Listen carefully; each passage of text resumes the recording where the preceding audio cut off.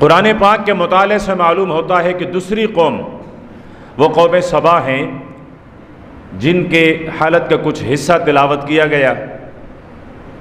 یہ قوم سبا یمن میں آباد ہیں، اور یمن عرب کی دنیا میں سب سے زیادہ زرخیز آبادی ہے، دین کے اعتبار سے بھی دنیا کے اعتبار سے بھی۔ آپ صلی اللہ علیہ وسلم کے دربار میں یمن کا ایک وفد آیا، تو آپ نے یمن والوں کی تعریف کی کہ اصل ایمان تو یمن والوں کا ہے، اور فرمائے اصل دل تو یمن والوں کے دل ہیں جو پرندوں کی طرح نرم ہے۔ اللہ کے پیارے پیغمبر نے اس قوم کی یمن والوں کی تعریف فرمائی ہے۔ تو قوم سبا یہ یمن میں آباد تھی، تہذیب تمدن اس وقت کے لحاظ سے، زمانے کے لحاظ سے، سائنس ٹیکنالوجی اس سے مالا مال قوم تھی۔ اللہ پاک نے اس قوم کو ہر قسم کی نعمتیں فراوانی کے ساتھ عطا فرمائی تھی۔ اس قوم نے سب سے زیادہ جس شعبے میں ترقی کی ہیں وہ ان کی زراعت تھی، باغات، فصلیں۔ ان کی باغات کی فراوانی کی یہ حالت ہے کہ ایک آدمی خالی ٹوکرا لے کر باغ کے ایک جانب سے روانہ ہو جاتا، چلتے چلتے دوسرے کنارے تک پہنچتے ہوئے وہ خالی ٹوکرا پلوں سے بھر جایا کرتا تھا۔ ابھی تک اس نے ہاتھ بھی نہیں لگایا، کوئی درخت، کوئی ٹہنی، اس سے کوئی پل توڑا بھی نہیں ہے، لیکن خود جو پکے ہوئے پل گر جایا کرتے تھے وہ اس ٹوکری میں گرتے گرتے وہاں آخری کونے تک ٹوکرا بھر جایا کرتا تھا۔ آب اور ہوا ایسی مناسب کہ اس قوم میں کبھی کوئی بیماری اس نے وجود ہی نہیں پائی، یہ بیماری کے نام سے ہی ناشنا تھے۔ ایسی قابل رشک اللہ پاک نے ان کی آب اور ہوا اور صحت بنائی تھی۔ ایک وقت ان کو ضرورت پڑی کہ پانی کو ذخیرہ کیا جائے، تو ملکہ سبا نے، بلقیس، اس نے انجینئر طلب کیے اور اس نے وہاں ڈیم بنائے۔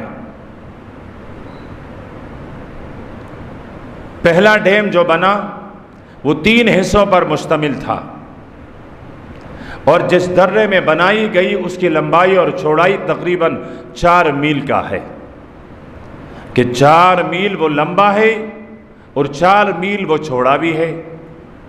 اس پر ایک ڈیم بنایا گیا، ڈیم تعمیر کی گئی۔ پھر اس کے سامنے ایک بہت بڑا حوض بنایا گیا۔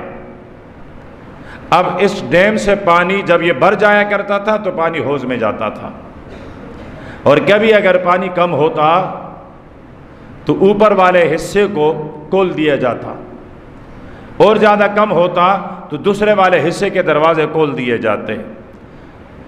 قوم سبا کے تاریخ میں کبھی ایسا وقت نہیں آیا کہ پانی کا ذخیرہ اتنا کم ہوا ہو کہ انہوں نے ڈیم کا جو آخری حصہ ہے نچلے والا اس کے دروازے کبھی کھولے ہوں۔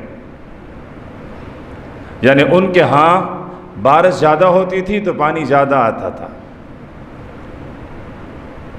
اس لیے تو انہوں نے ڈیم بنائے تھے۔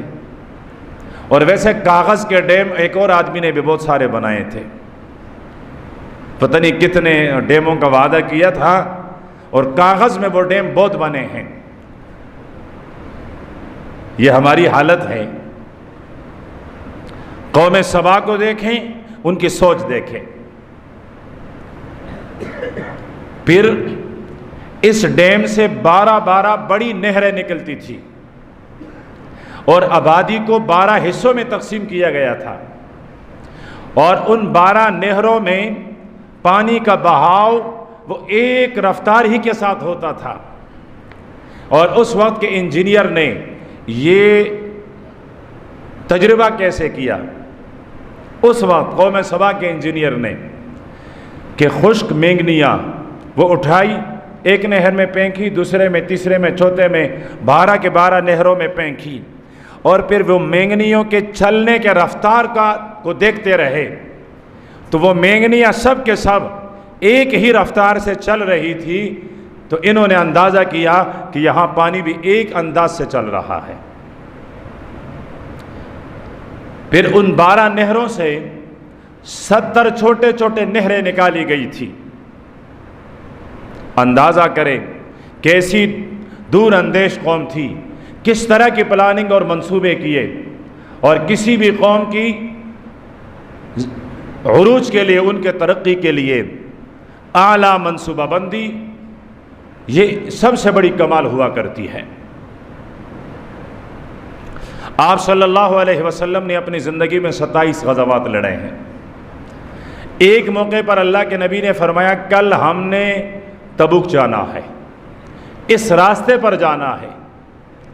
اس کے علاوہ میرے پیغمبر نے 26 مقامات پر فرمایا کل ہم اس طرف نکلیں گے۔ اب اگر دشمن راستے میں بیٹھنا چاہیں، راستہ روکنا چاہیں، تو وہ اس جانب آگے میرا راستہ روک لیں، اور آپ صلی اللہ علیہ وسلم یہاں سے روانہ ہوتے اور وہاں سے واپس آ کر اس راستے سے چلے جاتے ہیں۔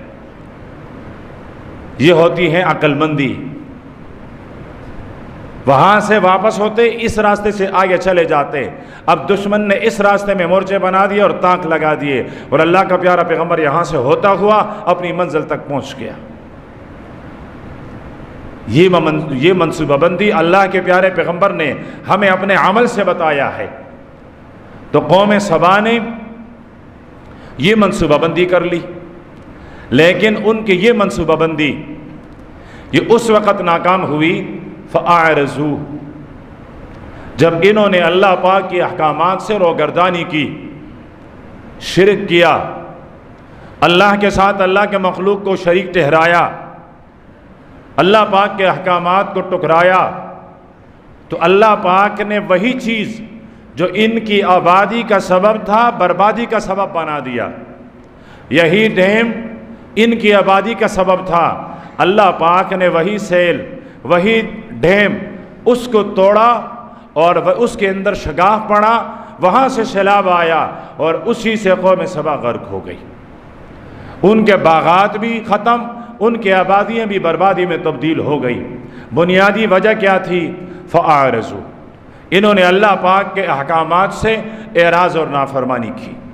وہاں حضرت نوح علیہ السلام کی قوم پیغمبر کے احکامات سے، پیغمبر کی بات ماننے سے انکار کیا، اللہ پاک نے غرق فرمایا۔ یہاں قوم سبا انہوں نے بھی جب اللہ اور اللہ کے رسول کے احکامات کی نافرمانی کی تو اللہ پاک نے ان کو بھی غرق کر دیا۔ تو نتیجہ اور خلاصہ یہ نکلا کہ اللہ پاک کے احکامات کی نافرمانی، اللہ اور اللہ پاک کے رسول کے حکموں کے ساتھ تمسخر اور مذاق، یہ کسی بھی قوم کی تباہی اور ہلاکت کے لیے بنیادی سبب اور بنیادی ارکان ہوا کرتے ہیں۔